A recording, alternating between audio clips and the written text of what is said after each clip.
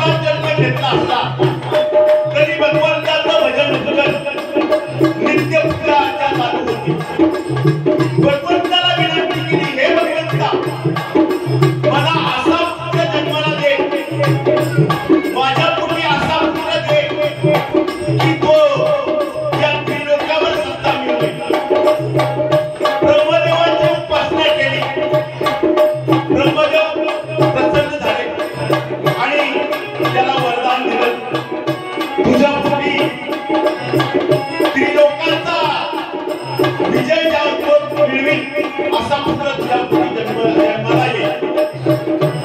परंतु आता माझ्याकडून जात असताना जी कोणी स्त्री रूपी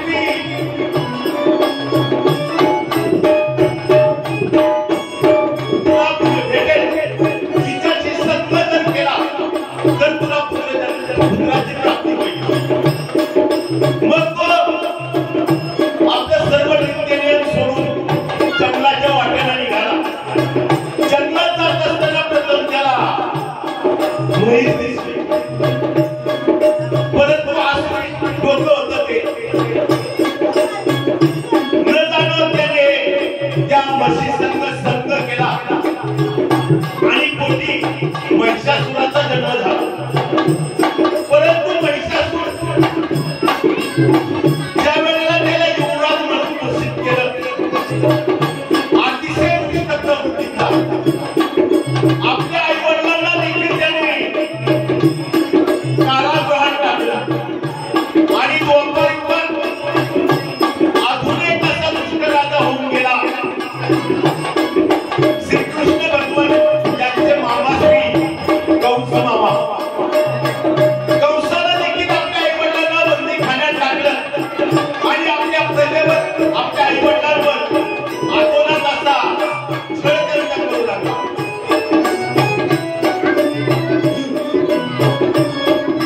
भगवान श्रीकृष्णानं याचं वर्णन करताना गीतेत म्हटले, पवित्रानाय साधूला विनाशाय दुष्कृता. दुष्कृत म्हणजे काय आज तुम्हाला सांगू लागेल.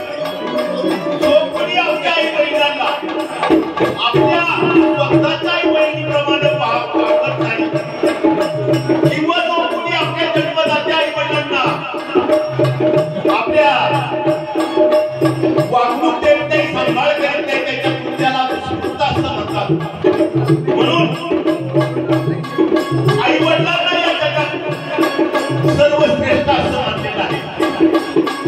आपण त्यांची आराधना दैवत म्हणून पूजा करतो गणपती बाप्पा. गणपती बाप्पा यांच्या आधी देखील आपलं कोणीतरी आराध्य आहे ते म्हणजे ऐकून. ज्या वेळेला गणपती बाप्पा आणि कार्तिक स्वामी यांची तीर्थभ्रमणाची वेळ लागली, त्यावेळेला कार्तिक स्वामी यांनी आपलं वाहन वैभवाला वर हारून झाले आणि तीर्थभ्रमणाला निघून गेले.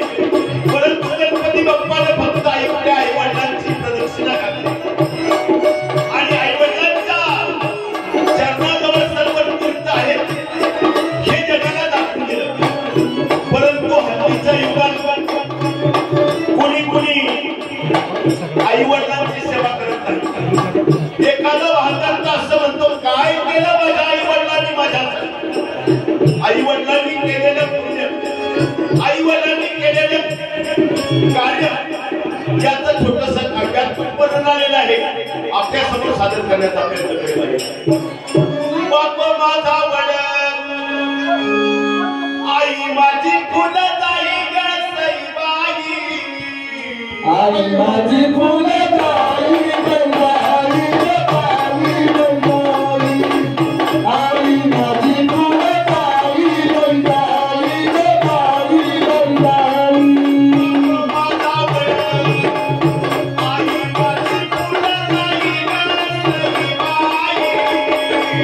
आई माझी फुलदाई गंगाई गंगाई गंगाई. आई माझी फुलदाई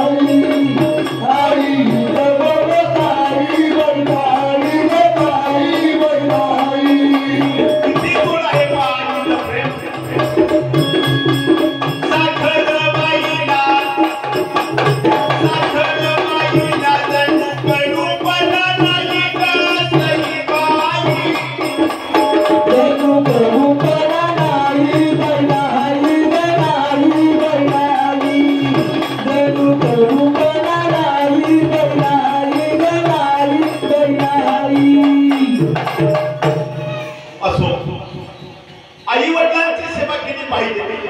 वृद्ध आई वडिलांना तुम्ही शिळे तुकडे द्या, ते अमृत म्हणून खातील. शेतामध्ये माझी खोप, तिला बोराटीची झाप, तिथं रमत कसला माझा शेतकरी बाप, तिथं रमत कसला माझा शेतकरी बाप, तिथं रमत माझा शेतकरी बाप, तिथं रमत माझा शेतकरी बाप.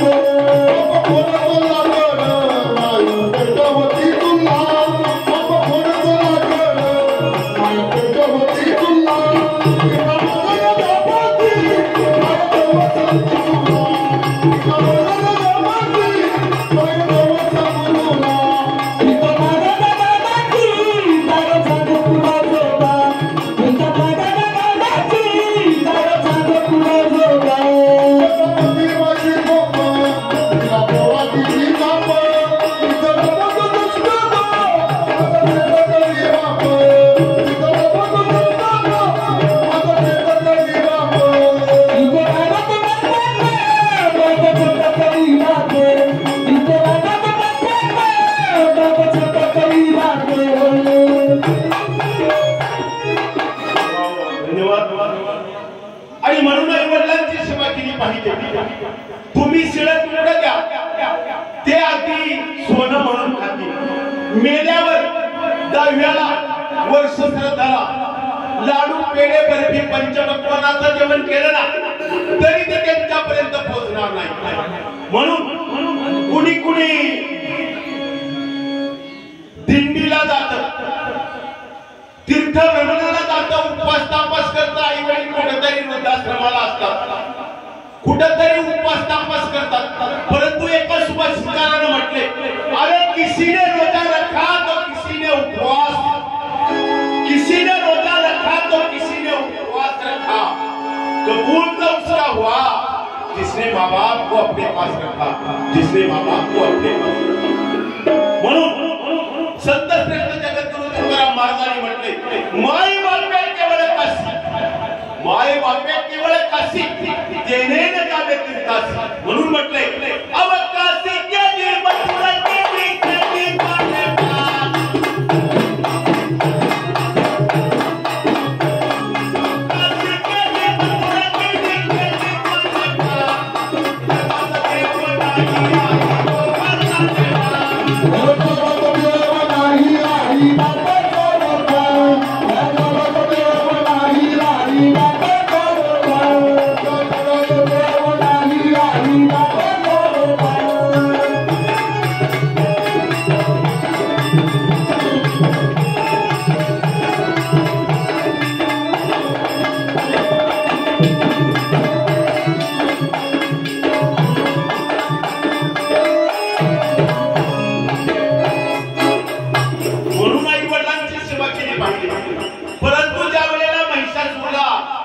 युवराज पद मिळालं, स्वतःच्या आई वडील यांना तुरुंगात टाकलं आणि जनतेवर देखील आतोनात असा जनतेचा छळ करू लागला. पुढे काय प्रकार झाला पाहता. परंतु या महिषासुरानं देखील भगवंताची सेवा केली, अखंड असं तप केलं आणि भगवंताला प्रसन्न करून घेतलं. आता दैत्य असून भगवंताची सेवा केली आणि भगवंत प्रसन्न झाले. मग आपण तर मानव आहे, आपण देखील भगवंताची सेवा केली पाहिजे. या भगवंताच्या भेटीचं, या भगवंताची किती आस लागली पाहिजे. महिला मंडळ ज्याप्रमाणे एखाद्या सासरवासीला आपल्या माहेराची ओढ लागते, त्याप्रमाणे भगवंत भेटीची ओढ लागली पाहिजे. म्हणून कवित्री बहिणा बहिण सुंदर असं वर्णन केले. आज मायेला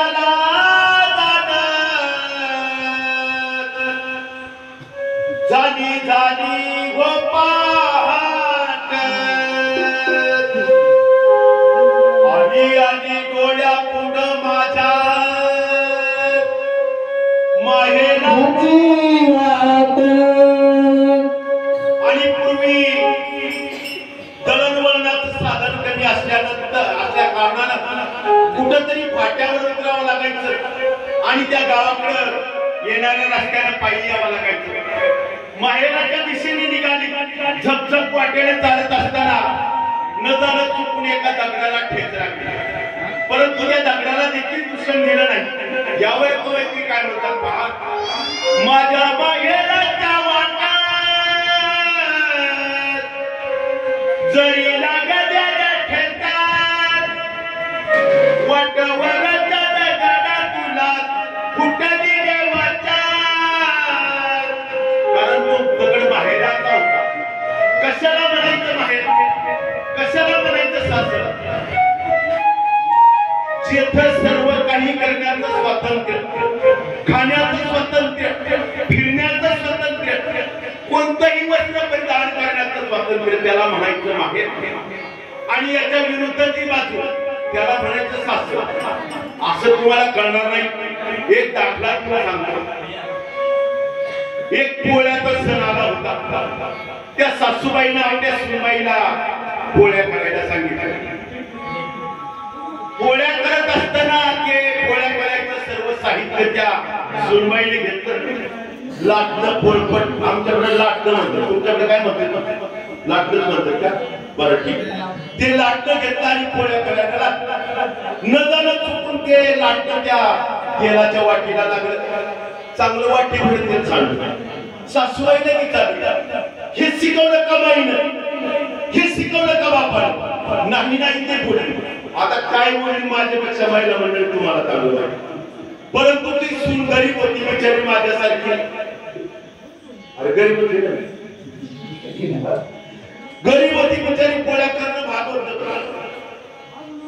तिनं त्या ननंदबाईला आवाज दिला ननंदबाई मला तेवढं तेलाचं कॅन काढून द्या ती ननंदबाई आणि तेलाचं कॅन काढायला गेली तिच्या हातून ते तेलाचा डबा सांडला चांगलं 2 लिटर तेल सांडलं सासूबाईने घेतलं सांडतच असतंय होतच असतंय बरं ही कॅसेट कशामुळे बदलली सासर आणि माहेर त्याच्यातील फरक म्हणून या प्रत्येक संतानं माहेराचं वर्णन करताना आपली ओढ माहेराच्या दिशेने दाखवली संत ज्ञानेश्वर माऊली म्हणतात जाईल रे माया तया पंढरपुरा भेटेल आपल्या माहेरा आणि संत श्रेष्ठ जगद्गुरु संत श्रेष्ठ एकनाथ महाराज यांनी माहेराचं वर्णन करताना सुंदर असं वर्णन केलं माझे माहेर पंढरी आहे भीमरेच्या तीरी परंतु भगवंताची सेवा करताना आपलं कसं होतं पहा वार बदलला कधी बदलला सोमवार आला झाला महादेवाचा भक्त शंकराला माझा महादेवाला माझा आवडते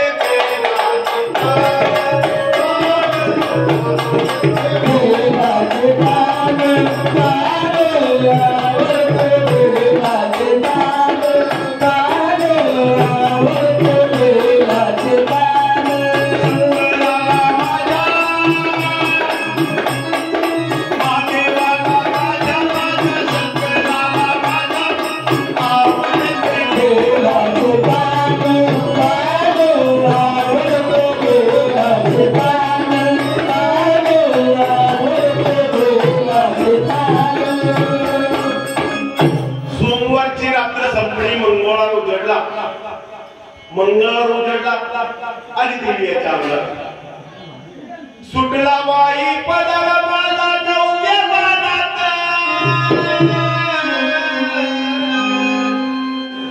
अन काळूबाईचं वाण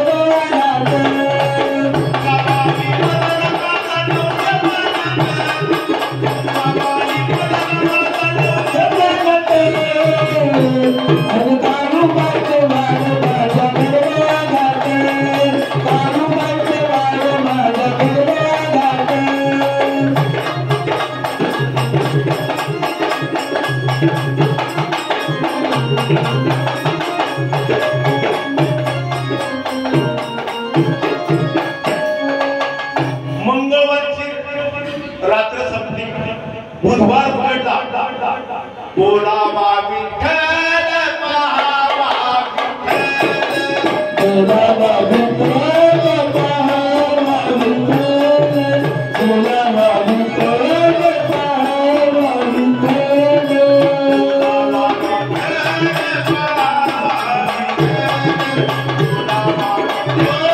पाहावा विठ्ठल बोलावा विठ्ठल पाहावा विठ्ठल बुधवारची रात्र संपली गुरुवार उघडला झाला दत्तात्रयाचा भक्त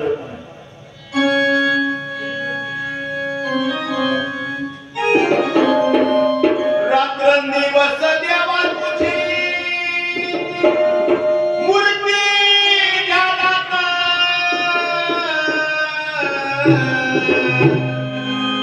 मला लागेना काल स्वप्नात आले माझ्या गुरुदेव दत्त स्वप्नात आले माझ्या गुरुदेव दत्त काल स्वप्नात आले माझ्या गुरुदेव दत्त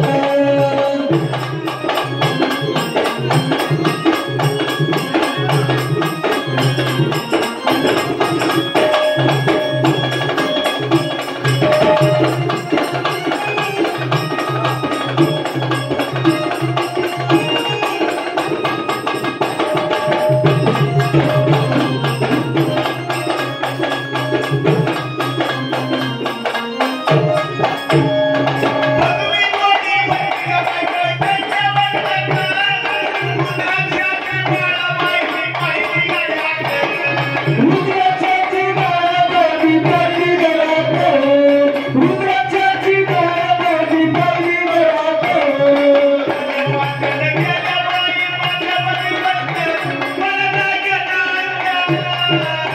काल स्वप्नात आले माझ्या गुरुदेव दत्त काल स्वप्नात आले माझ्या गुरुदेव दत्त काल स्वप्नात आले माझ्या गुरुदेव दत्त गुरुवारची रात्र संपली शुक्रवार उघडला संतोषी माते की जय शुक्रवारची रात्र संपली शनिवार उघडला महारुद्र अवतार हा सूर्यवंशी अनादिनाथ पूर्ण तारावयासी असा चैत्र पौर्णिमेचा जन्म झाला नमस्कार माझा तळा मारुती नामांच्या सुद्धा तुला नामाचं वरदान पंचमीच्या सुद्धा तुला नामाचं वरदान एक मुखानं बोला बोला एक मुखानं बोला बोला हनुमान एक मुखानं बोला बोला हनुमान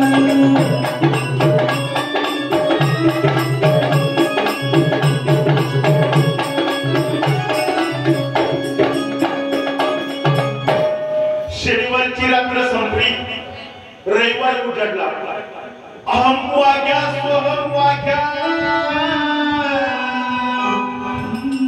प्रेमान गरीवारी मल्हारीची वारी मल्हारीची वारी मल्हारीची वारी माझ्या मल्हारीची वारी मल्हारीची वारी माझ्या मल्हारीची वारी मल्हारीची वारी माझ्या मल्हारीची वारी मल्हारीची वारी माझ्या मल्हारीची वारी असं ज्याप्रमाणे दिवस बदलत त्याप्रमाणे आपला देव बदलतो परंतु संत श्रेष्ठ जगद्गुरु तुकाराम महाराजांनी म्हटलंय देव माझा माझा माझा देव माझा माझा माझा देव माझा माझा मी देवाचा देव माझा माझा माझा देव माझा माझा माझा देव माझा मी देवाचा देव माझा मी देवाचा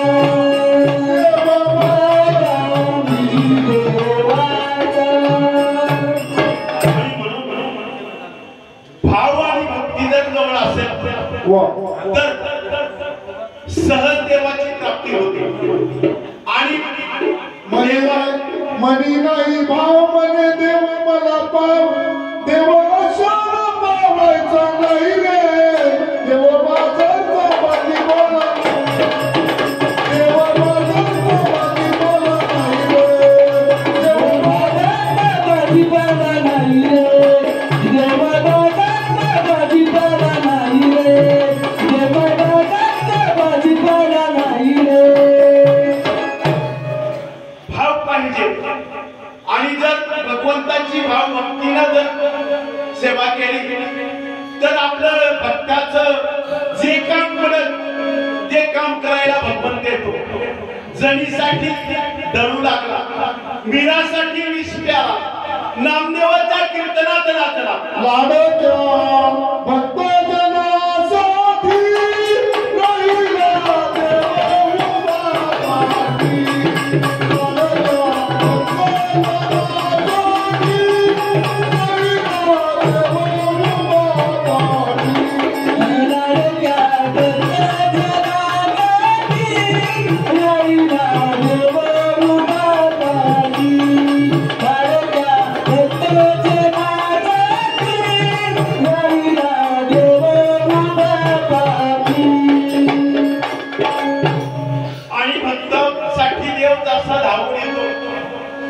सुंदर असं वर्णन करताना आत्मज्ञानी गणपत बाबा यांनी आपल्या पदात वर्णन करताना म्हटले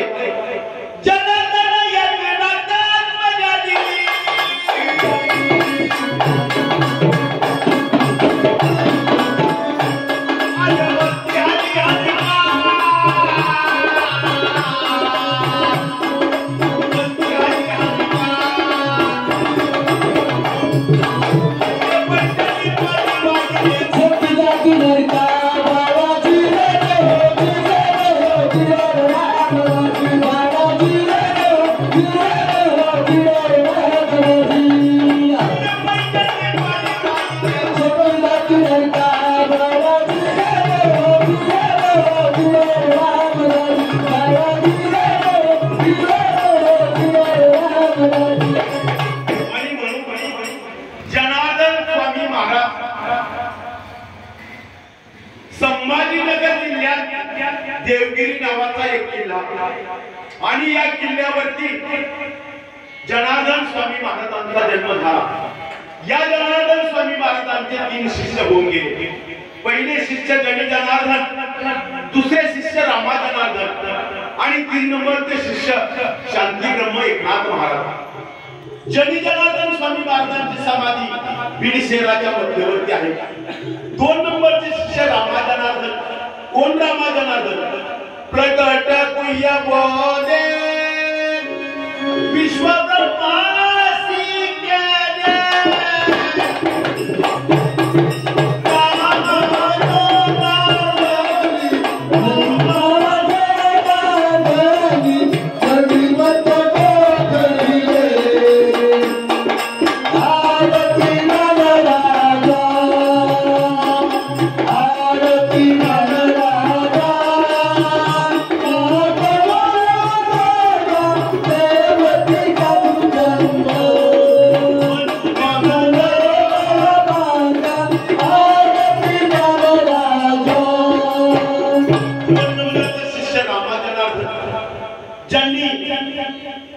संत ज्ञानेश्वर महाराजांची आरती लिहिली आणि 3 नंबरचे शिष्य शांतीब्रह्म एकनाथ महाराज. एकनाथ महाराजांच्या चरित्राचं वर्णन करताना त्यांच्या अंगी असणाऱ्या 3 गुणांचं आपल्याला दर्शन होतं. एकनाथ महाराज शांत होते, श्रीमंत होते आणि संत होते. किती शांत होते? यौवन अंगावर कुणी गेला प्रसाद देऊन सुखी केला. आणि संत होते. या जगी संत कुणाला म्हणायचे? ज्याच्या अंगी अंकित भगवंत तोच खरा संत. आणि श्रीमंत होते. किती श्रीमंत होते? विश्वाच्या मालकाने 36 वर्ष कावडीनं पाणी वाहिलं इतका मोठा श्रेष्ठाधिकार. याच जगात एकनाथ महाराजांच्या साहित्याचं अवलोकन करताना एकनाथी भागवत रुक्मिणी स्वयंवर सारखा ग्रंथ दिला. कुटवंग हरिपाठ आणि 700 वर्षापूर्वी या अडाणी माणसाला कळावं, समजावं, रुचावं म्हणून भारुडाची निर्मिती केली. मग एकनाथ महाराजांची भारुड कशी होती पहा.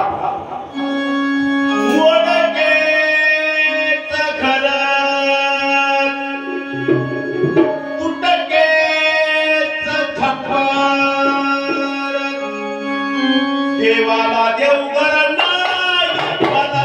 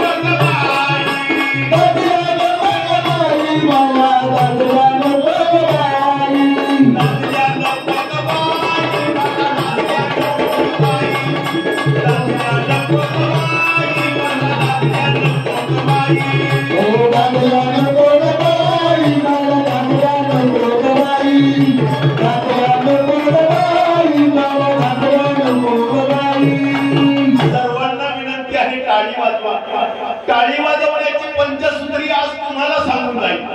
पोटापुटा टाळी वाजवा, कोणत्याही प्रकारचा गडबड घोटाळा होणार.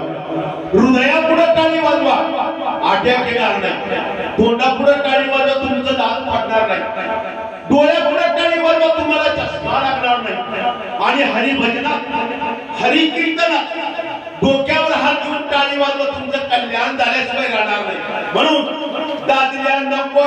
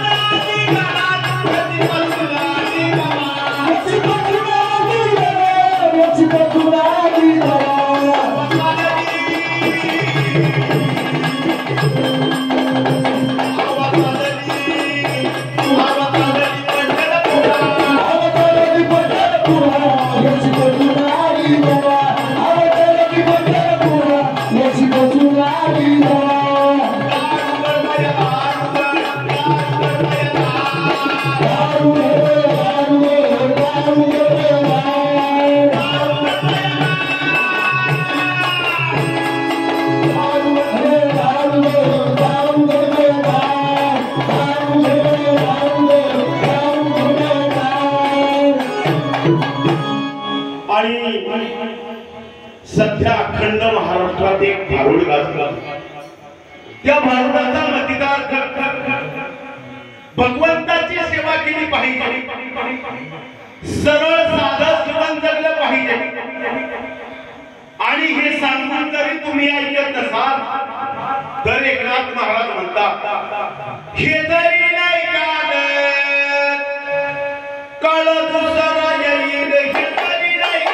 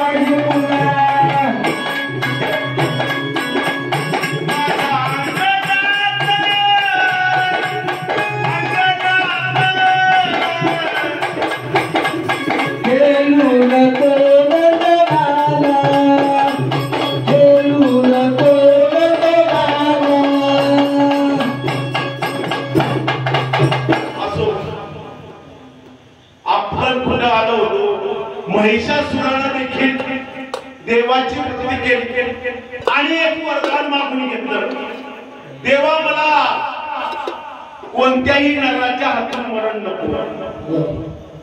भगवंतानं तथास्तु म्हटलं आणि तिथून लुप्त झाले. पुढं महिषासुरानं आपल्या प्रजेवर जनतेवर अतिशय अत्याचार केला आणि मला कोणी मारू शकत नाही असं त्याच्या मनात एक न्यूनगंड होता. आणि या महिषासुराचा नाश करण्यासाठी त्यानं देवाशी देखील युद्ध केलं, परंतु देवांचा देखील नाईलाज झाला, कारण त्याला वरदान प्राप्त होतं. आणि म्हणून ज्या वेळेला धरणी माता ब्रह्मदेवाकडे गेली त्यावेळेला ब्रह्मदेवानी श्री विष्णूंना विनंती केली आणि देवा या महिषासुराचं काहीतरी केलं पाहिजे म्हणून भवानी मातेचं आव्हान केलं आणि भवानी मातेला प्रसन्न करून भवानी माता प्रकट झाली. भवानी माता कशी मोबाईल रेकॉर्ड चालू आहे. किती वेळ करू आता?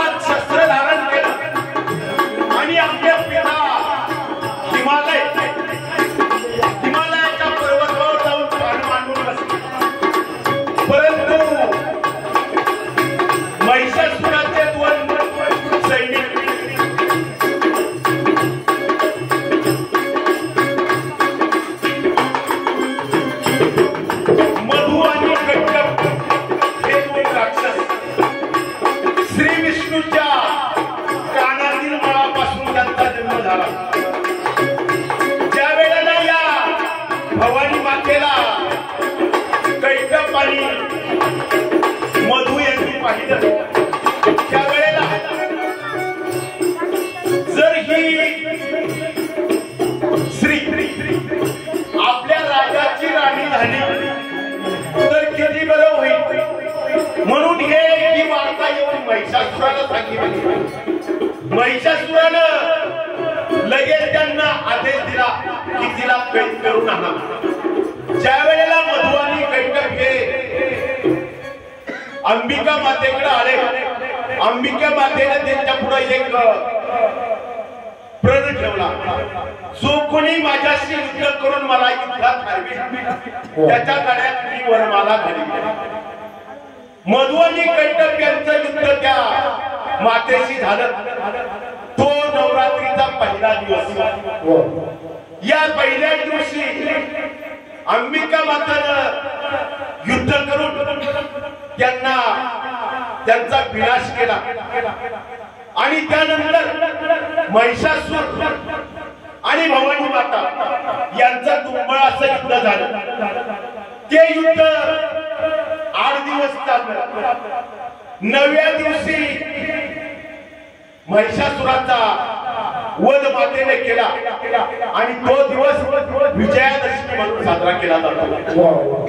याच भवानी मातेत याच भवानी मातेत आपल्या महाराष्ट्राचं कुलदैवत, अखंड महाराष्ट्राचं कुलदैवत राजा छत्रपती भवानीचं देणं रायरेश्वरी केला प्रणय.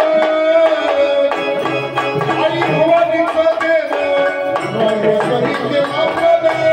केले स्वराज निर्माण माझ्या शिवाजी राजानं. केले स्वराज निर्माण माझ्या शिवाजी राजानं. केले स्वराज निर्माण माझ्या शिवाजी राजानं. केले स्वराज निर्माण माझ्या शिवाजी राजानं. आई भवानीचं देणं रायरेश्वरी केला प्रणय. आई भवानीचं देणं रायरेश्वरी केला प्रणय. केले स्वराज निर्माण माझ्या शिवाजी राजानं. केले स्वराज निर्माण माझ्या शिवाजी राजानं.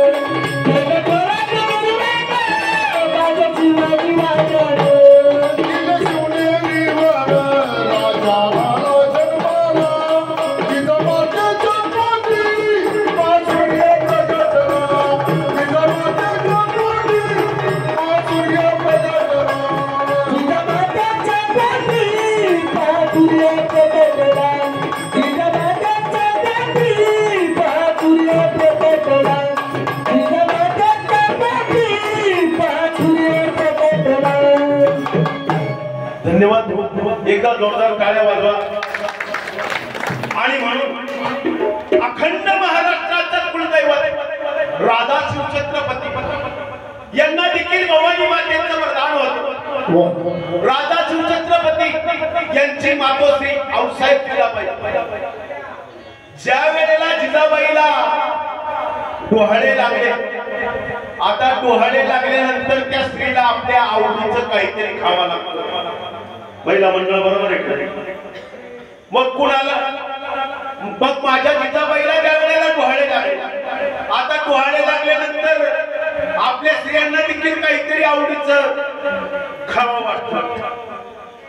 कोणाला बोरं खावं वाटतं, कोणाला चिंच खावं वाटतं, कोणाला त्या सारवलेल्या भीतीचे पोपडे खावं वाटतात.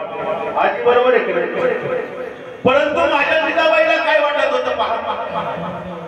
असे वाद्य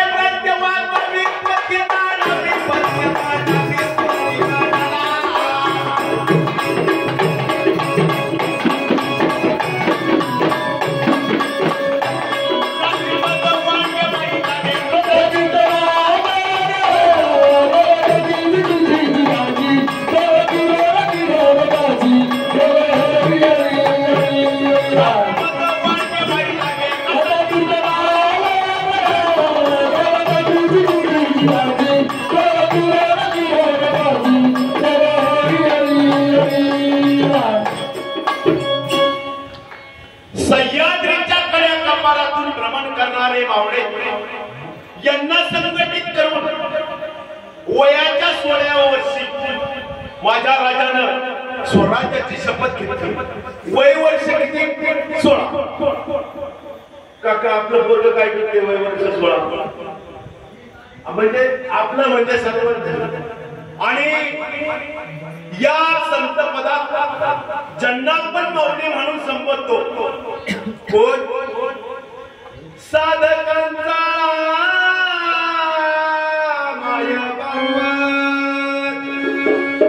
दर्शने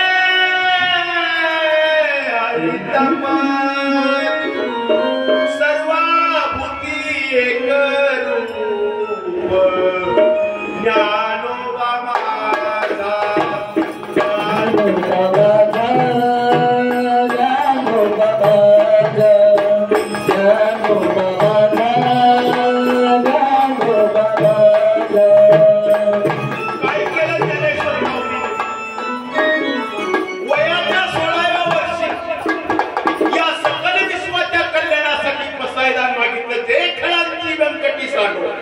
दया संकल्पी रती वाढव तुला परस्परे बरो मैत्र जीवाची.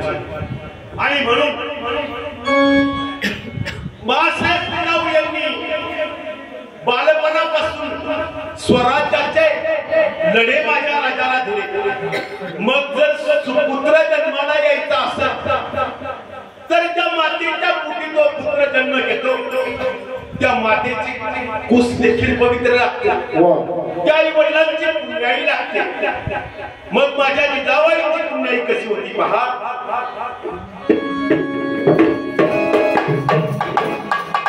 माझ्या जिजाईची पुण्याई कशी आली या फळाला.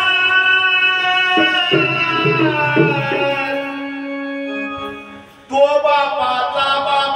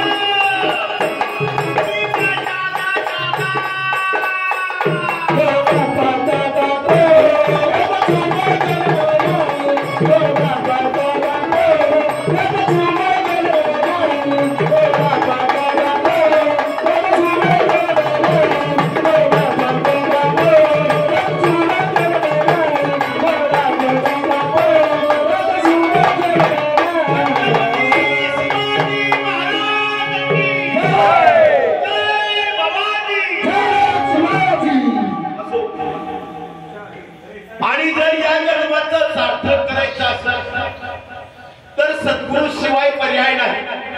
म्हणून म्हटलंय श्री गुरु सारखा असता पाठी राखा इतरांची लेखा कोण करे राज याची कंटा काय भीक मागे मनाची या दोघेशी लपावे म्हणून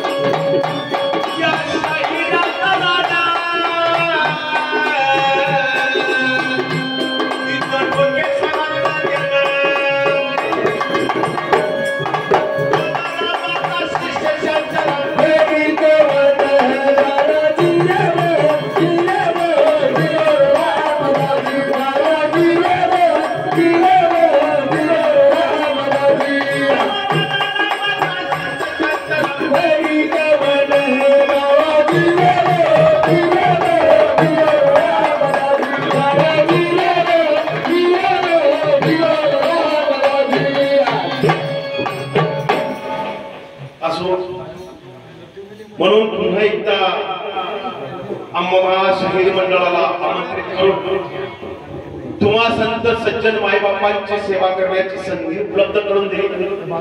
म्हणून या भोरवाडी ग्रामस्थांचं पद्मावती माता माऊलीच्या सर्व भाविक भक्तांचं आमच्या पाकळीच्या वतीनं हार्दिक असं स्वागत करतो आणि आपल्या उज्ज्वल कार्यासाठी आमच्या पार्टीच्या वतीने लाख लाखाच्या शुभेच्छा देतो आणि याच ठिकाणी सांगतो रामकृष्ण.